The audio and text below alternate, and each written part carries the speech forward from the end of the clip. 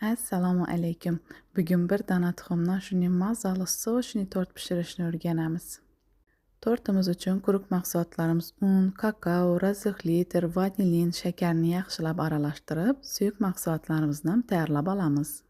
Xona haroratidagi sut, tuxum, yog'imizni alohida idishda yaxshilab aralashtirib olamiz.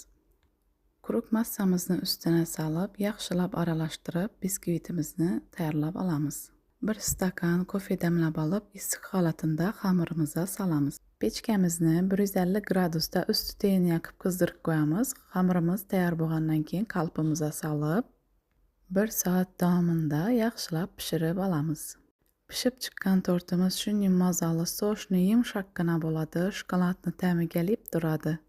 Bir marta bo'lsam, albatta tayyorlab yeb ko'rishingizni tavsiya etaman. Bunday yumshoq tort hali hech yerda yemagansiz.